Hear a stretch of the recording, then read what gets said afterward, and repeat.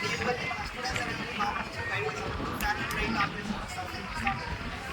ఆ ప్రాబ్లమ్ అనేది రెక్టిఫై చేయడానికి ఆటోమేటిక్ ప్రాబ్లమ్ వచ్చిందంటే దీని యొక్క మెయిన్ మోటివ్ ఏంటంటే దాన్ని ఆ లాజిక్ బేస్ చేసుకొని మనకి పవర్ అనేది కంట్రోల్ చేస్తాం. అయితే మేము దీంట్లో వాడికి అప్పుడు చేసారు బయట లోపల ఎప్పుడైతే పర్చేసి లోపలికి వస్తూ ఉంటారో కౌంటింగ్ అనేది ఇంక్రిమెంట్ అవుతూ ఉంటుంది 0 దగ్గర నుంచి. ఇనిషియల్గా 0 ఉన్నప్పుడేమో ఆ పవర్ సప్లై బయట దగ్గర నుంచి స్విచ్ బోర్డ్ దగ్గరికి వస్తుంది, అది ఆఫ్ అయి ఉంటుంది అన్నమాట. దాని తర్వాత అక్కడ నుంచి ఎప్పుడైతే పర్సన్ లోపలికి వచ్చినప్పుడు ఇంక్రిమెంట్ అవుతుంది, అప్పుడు పవర్ సప్లై అనేది బయట నుంచి ఆ స్విచ్ బోర్డ్కి ఆన్ అవుతుంది.